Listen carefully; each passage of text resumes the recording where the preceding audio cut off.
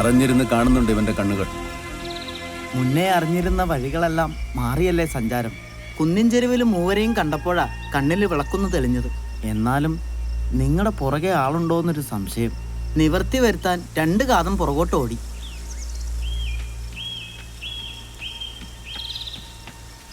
ഇനി മുന്നോട്ട് വാഗയൊരു നാട്ടുപാത എത്തിയ ആറ്റുതീരത്തൊരു ചെറുമനുണ്ടാവും വഞ്ചിയായിട്ട്.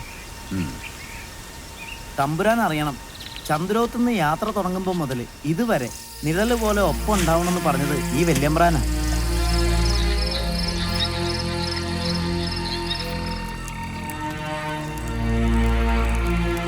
അന്നാ കൊടുങ്കാട്ടില് ആപത്ത് നീങ്ങിയതും വെടിക്കാരുടെ ഉന്നം തെറ്റിയതും വല്യമ്പ്രാൻ എത്തിയോണ്ടാ.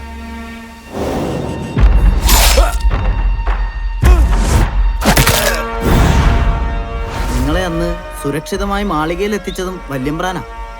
മാളികയിൽ നിന്ന് വിവരങ്ങൾ അറിഞ്ഞ് പട പുറകെ വരും. അവരിവിടെയും എത്തും. ഇവിടെ കാലുകുത്തില്ല തമ്പുരാനെ. ഈ ചൂളപ്പരയിൽ കാലുകുത്തിയ ജാതിയും പോവും ജീവനും പോവും. അഭയം തന്നവരെ അപകടത്തിൽപ്പെടുത്തിയിട്ടാണ് വരവ്. എന്നും അങ്ങനെയായിരുന്നല്ലോ. വെട്ടിച്ചത്ത് മരിക്കാനും കൊല്ലാനും പോകുന്നവന് കൂട്ടു നിൽക്കുന്നവനും കൊടുക്കണം ബലി. ഇവർക്ക് പകരം ആരും ആവില്ല തമ്പുരാനെ. 10,000 30,000 അകമ്പടി കാവൽ നിൽക്കണതിൻ്റെ അടുത്ത് പോലും എത്തില്ല. നിങ്ങളെപ്പോലെ പഠിപ്പും പയറ്റും തികഞ്ഞവരല്ലാതെ. അല്ലെങ്കിൽ അതിനു മുമ്പേ അരിഞ്ഞു വീണുപോകും. നേരിട്ട് കാണാൻ പറ്റിയില്ലെങ്കിലും അന്നത്തെ വീറ് കാരണവർ പറഞ്ഞു കേട്ടതാണ്. കഥയല്ലെന്ന് ഇന്നാൾ അത്രയും കൊണ്ട് ബോധ്യം വന്നതുമാണ്. ഇവർ പോയില്ലേ നാടിൻ്റെ മാനം പോവും. താമൂരിയോട് മറുത്തു പറയേണ്ടത് നാവുകൊണ്ടല്ല, ഇവരുടെ ഉറുമിയോണ്ടാ. നേരമുണ്ട് എല്ലാം അവസാനിപ്പിക്കാൻ. ഈ കുരുക്കുട്ട് ഒരു കുരുതി കൂടെ തടർത്തിയെടുത്ത അവസാനത്തെ ചാവേറാണ് ഞാൻ. ഒരിക്കലും ആകാൻ കഴിയാത്ത യോഗ്യയാകാൻ ശ്രമിച്ചു പരാജയപ്പെടുകയാണ് വീണ്ടും. സ്വന്തം എന്ന ബോധത്തിൽ തെളിഞ്ഞ നിങ്ങളെ പൂരപ്പറമ്പിൽ ചോരക്കുരുതിക്ക് വിടാനാവുന്നില്ല. കരുത്തില്ല. നിങ്ങളെ അടർത്തി തകർത്തെറിയാനാവുന്നില്ല. ഇനി ഒന്നിനും ഞാൻ തടസ്സമല്ല. മുന്നോട്ടുള്ള വഴി ഭഗവതി കാണിക്കട്ടെ.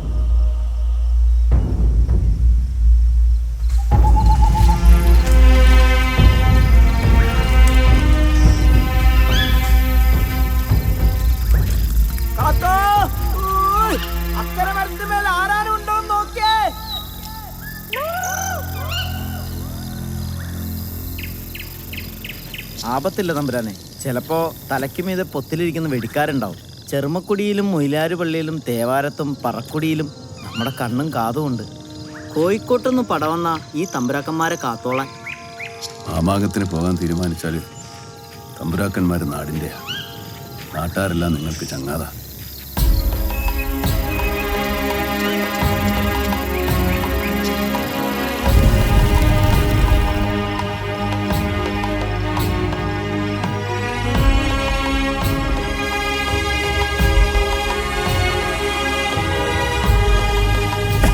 ഇന്നിവിടെ തങ്ങാം.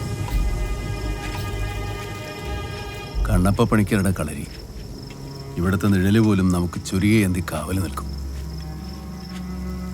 ഇവിടെ ഇതിനു മുൻപ് വന്നിട്ടുണ്ടോ? ദാ അവിടെ ചിത്രപ്പായ വിരിച്ച് സ്വീകരിച്ചിരുത്തിയാണ് എന്നെ അന്നമൂട്ടിയത്. തിരുനാവായിക്ക് പോകും വഴി.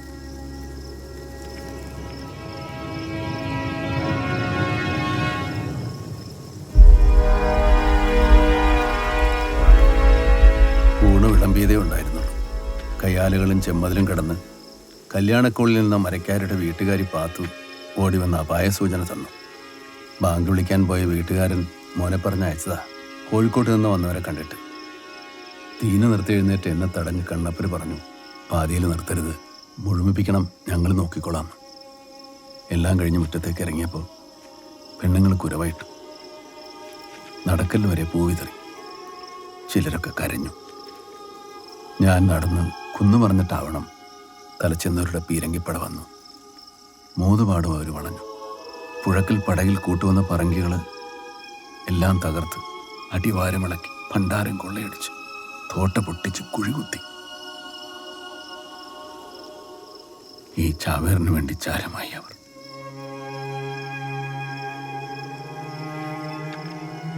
ഇവിടുത്തെ നിഴലിനെ പോലും വിശ്വസിക്കാം.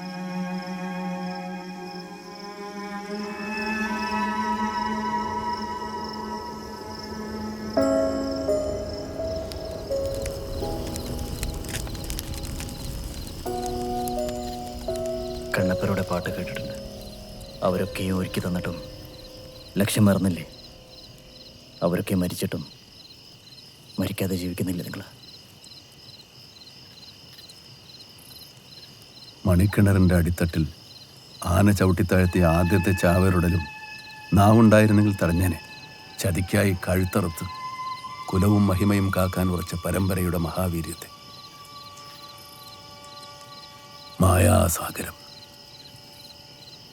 അലയൊടുങ്ങില്ല. കുങ്കൻ അയാൾക്കാരുമില്ലേ? കൂടപ്പിറപ്പോ ഉണ്ണിയോ കൂട്ടായിട്ട്? ഒരു മകനുണ്ടായിരുന്നു നിന്റെ പ്രായത്തിൽ. സംസാരിക്കാൻ പറ്റാത്ത ഒരു ഭാവം. കാണാമ്പഴ വെച്ച അവനെയും കൊന്നു. പാവം. ഈ മരിക്കുമ്പോ ശരീരം ദഹിപ്പിക്കുന്ന എന്തിനാ? അപ്പോഴത് പഞ്ചഭൂതങ്ങളിൽ പ്രകൃതിയിൽ ലയിക്കും. മനസ്സൊരു വലിയ മനസ്സിൽ ലയിക്കുന്നത് പോലെ. ദഹിപ്പിക്കാത്ത ശരീരം നരിക്കും കുറുക്കനും കഴുകനും ഭക്ഷണം അല്ലേ? നിന്റെ ശരീരത്തിന് അങ്ങനെ ദഹിക്കാനായില്ലെങ്കിലോ? ഉണ്ണിക്ക് അങ്ങനെ സംഭവിക്കില്ല. സംഭവിച്ചാലും എന്താ? സകലതും പ്രകൃതി തന്നെയല്ലേ?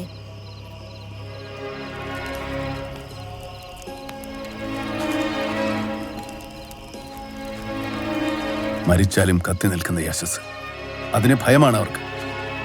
മാമാങ്കത്തിന് വള്ളുവനാട്ടിൽ നിന്ന് ഒരാളെങ്കിലും ഇന്നും വരുന്നുണ്ടെങ്കിൽ പുകഴ്പെറ്റ പകയുടെ തീകെടാതെ പെണ്ണുങ്ങൾ അവരുടെ മനസ്സിൽ ചിതയൊരുക്കുന്നത് കൊണ്ടാണ്. കിട്ടാത്ത ഉടപ്പിറന്നുടെയും മക്കളുടെയും ദേഹം ദഹിക്കുന്നത് ആ സ്ത്രീകളുടെ നെഞ്ചിലാണ്. അങ്ങനെയുള്ളവരുടെ വയറിലാണ് ഞാനും നീയും പിറന്നത്. ആ പാൽച്ചോര കുടിച്ചാണ് വളർന്നത്. ഇല്ല ഉണ്ണി, നിന്റെ ദേഹം കാകനും കുറുനരിക്കും കഴുകനും ഞാൻ വിട്ടുകൊടുക്കില്ല. ഉറങ്ങാൻ കണ്ണടയ്ക്ക് ദൂരമേറെയുണ്ട്.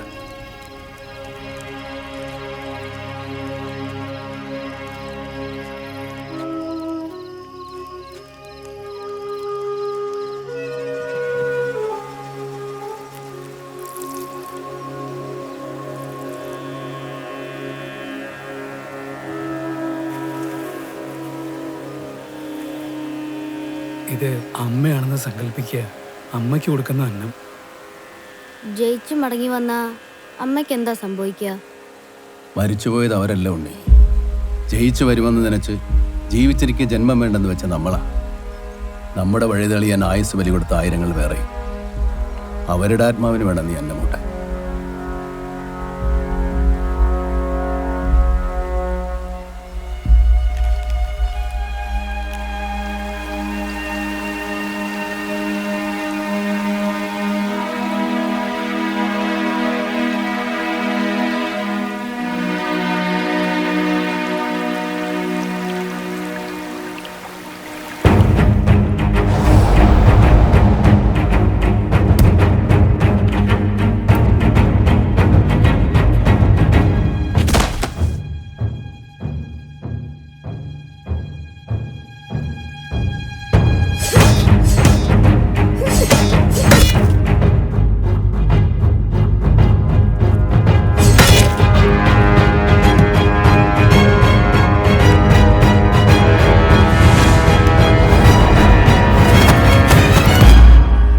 ആയിരക്കണക്കിന് അകമ്പടിക്കാവൽ നിർത്തി നിലയുറപ്പിച്ച ആ ഒരു ലക്ഷ്യത്തിന് നേരെ കുതിക്കുന്ന ചാവേറിന് കടക്കേണ്ട കടമ്പ കാവൽക്കാരും ആയിരപ്പടയുമല്ല, അവനവൻ തന്നെയാണ്.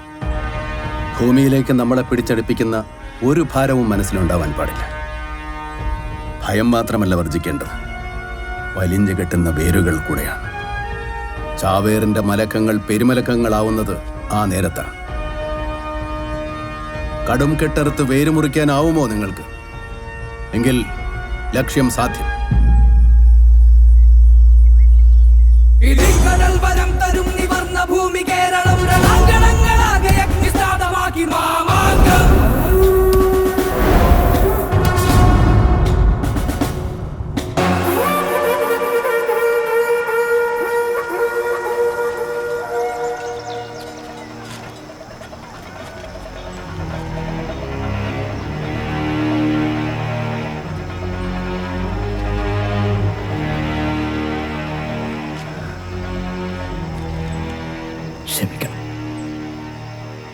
കുലദ്രോഹി പട്ടം ചാർത്തി ഉടയോരും നാടും കുടുംബവും അകറ്റി നിർത്തിയ ആ വലിയ മനസ്സിൻ്റെ സ്നേഹവും കരുതലും ഞാൻ അറിഞ്ഞതാണ്. ഇനിയൊരു മാമംഗം വേണ്ട, ചാവേറുകളും. ഞങ്ങളോട് കൂടി ഈ പകക്കുതി അവസാനിക്കട്ടെ. അനുഗ്രഹിക്കണം.